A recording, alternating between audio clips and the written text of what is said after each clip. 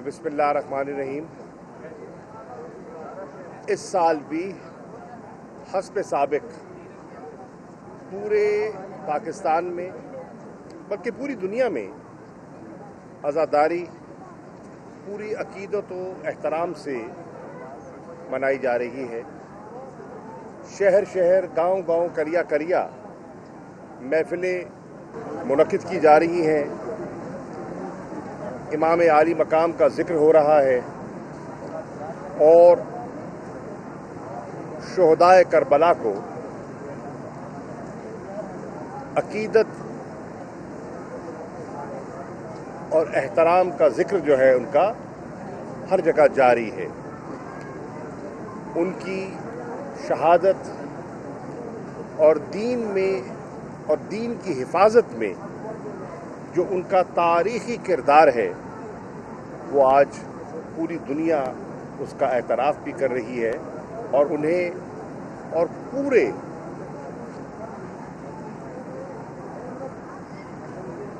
नबी के घराने को खराज अकीदत पेश कर रही है। ये साल माजी के सालों से इस हद तक मुख्तलिफ है कि कोरोना की जो वबा है वो दम तोड़ रही है, तोड़ चुकी है और पाकिस्तान पर ख़ास तौर पर अल्लाह का बड़ा जो मर्ज़ की शिद्दत है उसमें कमी आप दिखाई दे रहे हैं। हस्पतालों में जो मरीज़ों का रश था उसमें खातिर खा बेहतरी आई है और ये मैं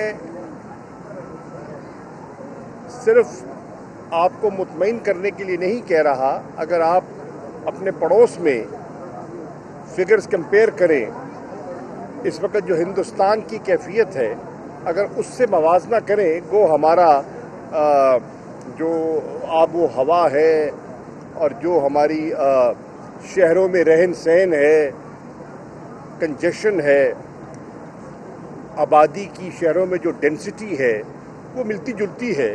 लेकिन अगर आप मवाजना करें तो पाकिस्तान पर अल्लाह का बहुत करम है।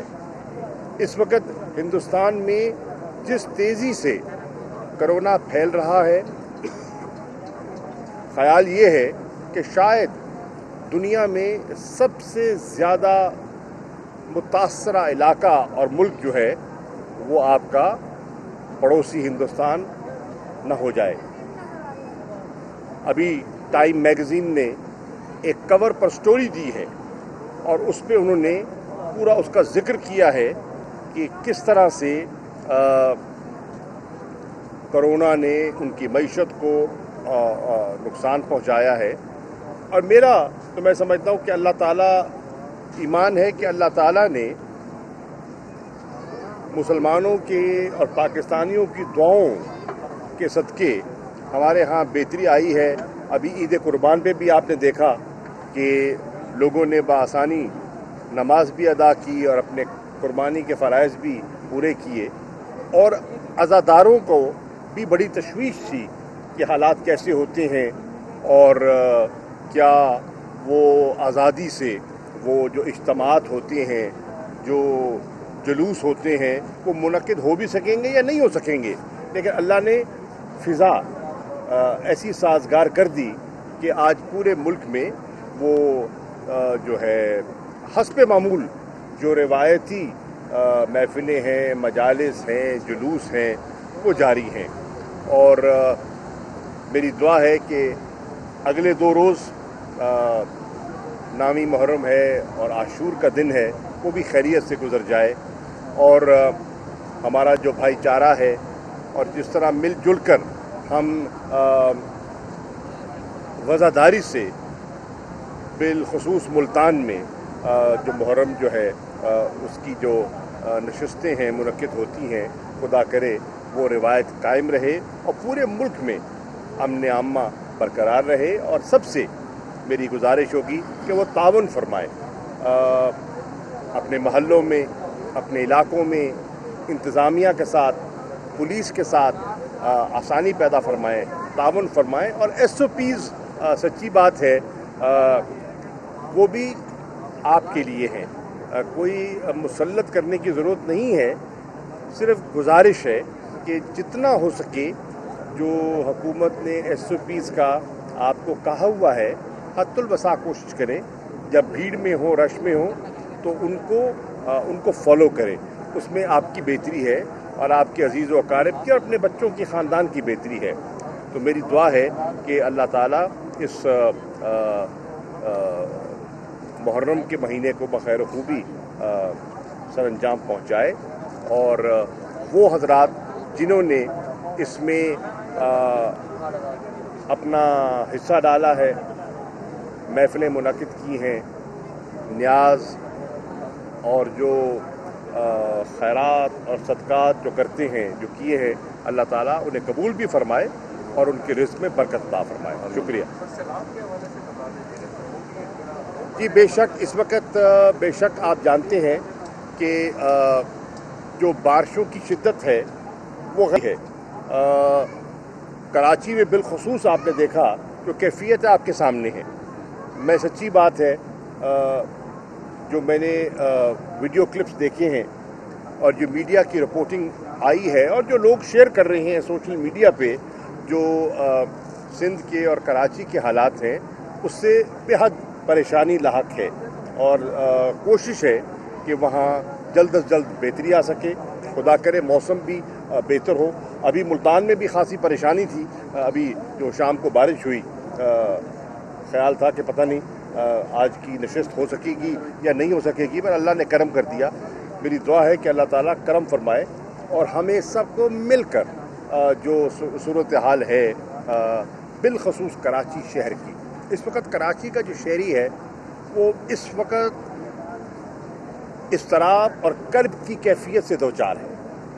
ان کے گھر متاثر ہو چکے ہیں, ان کا کاروبار متاثر ہو چکا ہے, مریض انہیں ہسپتال پہنچنے میں دقت ہو رہی ہے.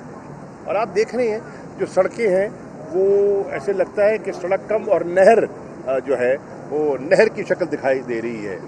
آپ نے دیکھا کہ گاڑیاں کیا کنٹینر ایسے فلوٹ کر رہے ہیں سڑکوں پہ جیسے کہ کوئی بالکل ہلکی سی چیز پانی پہ تیر رہی ہو. تو صورتحال بہت تشویشناک ہے.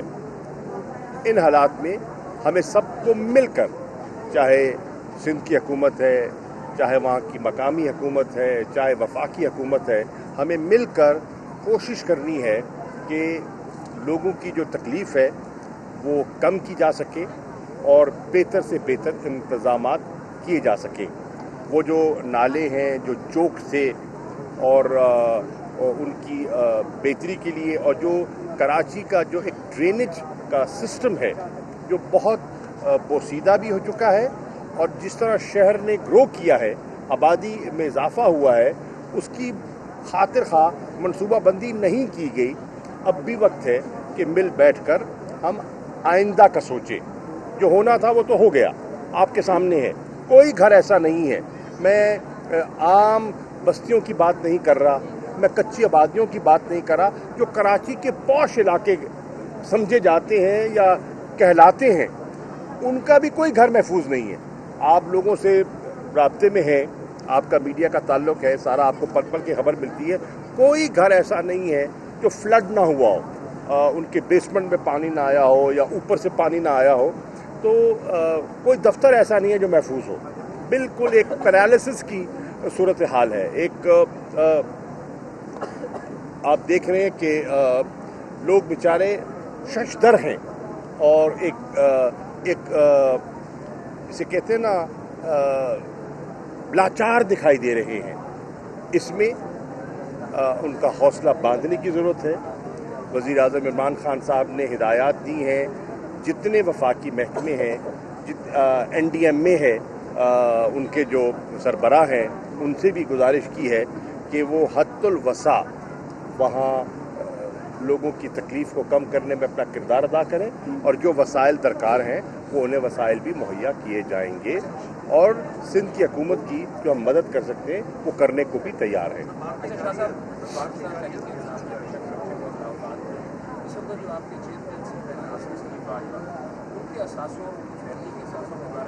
بات ہے صحافی نے خبر بریک کی جو انٹرنیشنل میڈیا کی بھی ہے اس کو آپ گورنمنٹ اس کے اوپر دیکھیے، پہلی بات تو یہ ہے کہ خبریں تو بریک ہوتی رہتی ہیں. دیکھنا ہے کہ اس میں سچائی کتنی ہے، اس میں صداقت کتنی ہے. ٹھیک ہے نا. عرض یہ ہے کہ آج کل ایک بدقسمتی سے مجھے کہنے کی اجازت دیجیے، ایک روایت بن گئی ہے کہ ہم خبر پہلے چلا دیتے ہیں اور تصدیق بعد میں کرتے ہیں کہ اس خبر میں سچائی کتنی ہے، اس میں حقیقت کتنی ہے. اس میں میں سمجھتا ہوں کہ کسی شریف آدمی کی بیجا پگڑی نہیں اچھالنی چاہیے اور ہمیں ذمہ دارانہ کردار ادا کرنا چاہیے. جو حقائق ہیں وہ چھپیں گے نہیں، وہ تو سامنے آ جائیں گے جب بھی ہوں گے، جس کے بارے میں بھی ہوں گے. لیکن بغیر تصدیق کیے، بغیر چیز کو انویسٹیگیٹ کیے، بغیر دیکھے کہ یہ چیز سامنے آئی ہے تو یہ کیسے اور اس کے حقائق کیا ہیں، ہم لوگوں کی دل آزاری کرتے ہیں، جو میری رائے میں نہیں ہونی چاہیے.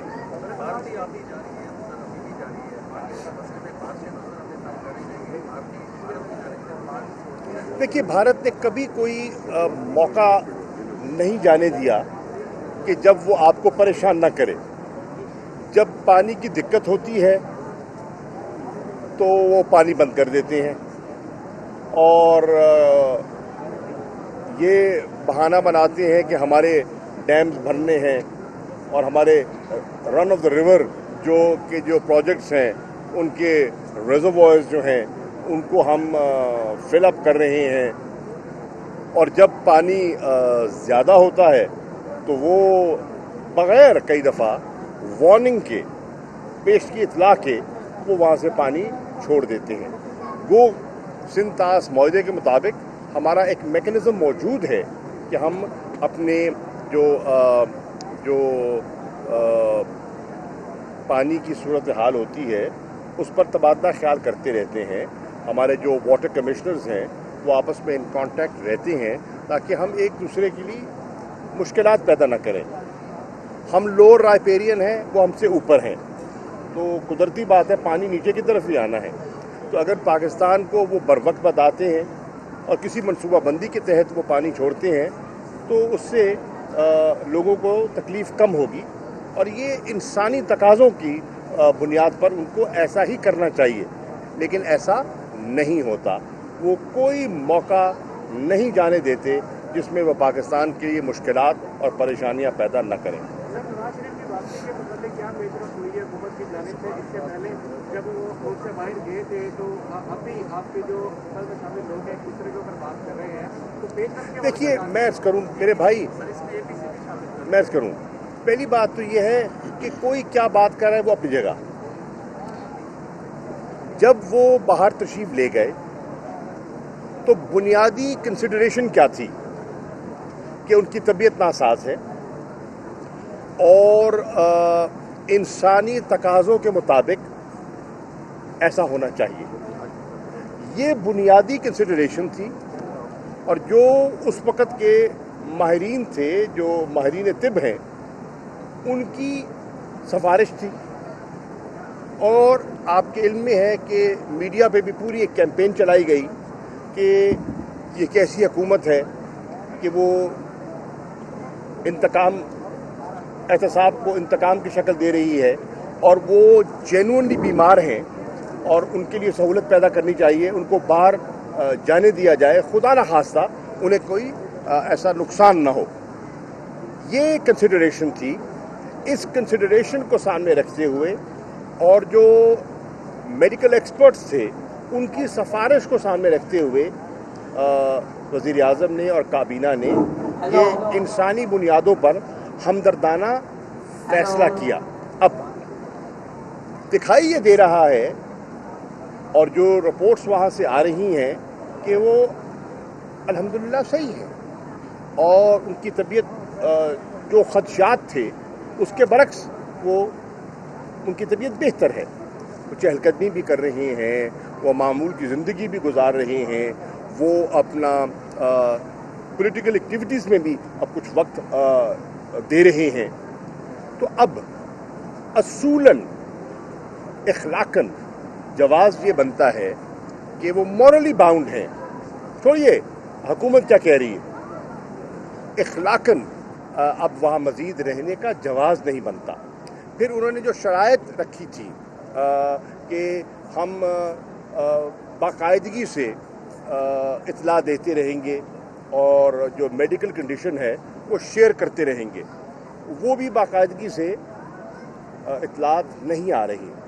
پھر گارنٹی دی گئی تھی اور ان کے اپنے بھائی نے ایک ذمہ داری اٹھائی تھی کہ وہ اس ذمہ داری کو نبھانے کی صلاحیت رکھتے ہیں. تو ان سب چیزوں کو اگر آپ سامنے رکھیں تو اخلاقاً اور قانوناً یہ ایک بہت بڑی رعایت تھی کہ ایک ایسی شخصیت جو کنوکٹڈ شخصیت، ان کو آن ہیومینیٹیرین گراؤنڈز باہر جانے دیا گیا. اور اگر اب ان کی صحت ایسی ہے کہ وہ کسی خطرے میں نہیں ہے تو میں سمجھتا ہوں کہ انہیں واپس آ جانا چاہیے اور حکومت کے اقدامات کا انتظار نہیں کرنا چاہیے. نواز شریف کی صحت صحیح پی ٹی آئی میں بھی دو موقع سامنے آ رہے ہیں. باقی گزرا ہے وہ الزام تراشی کر رہے ہیں صوبائی گزرا کے اوپر، اور صوبائی گزرا یہ کہہ رہے ہیں کہ جو بات والے ہیں وہ رپورٹ نہیں کرتے. سمجھ میں نہیں. میں نے جو کہنا تھا کہہ دیا. پر اے پی سی کے متعلق آپ کیا سمجھتے ہیں؟ سر اے پی سی اس کے بعد وہ ان کی کوشش ہے اور انہوں نے کوشش کی ہے، منحصر ہے، یہ ان کا فیصلہ ہے. اگر وہ کرنا چاہتے ہیں تو ان کو کوئی روک نہیں سکتا. یہ ایک پولیٹیکل فیصلہ ہے. اگر اپوزیشن کی جماعتیں سمجھتی ہیں کہ مل بیٹھ کر انہوں نے کوئی لائحہ مرتب کرنا ہے تو یہ ان کا سیاسی حق ہے. یہ ٹینشن کیوں ہونی ہے؟ یہ ٹینشن کی کیا بات ہے؟ اے پی سی پہلے بھی ہوتی رہی ہیں اور یہ پہلی اے پی سی نہیں ہے اور نہ آخری ہوگی. تھینک یو بھیا، تھینک یو.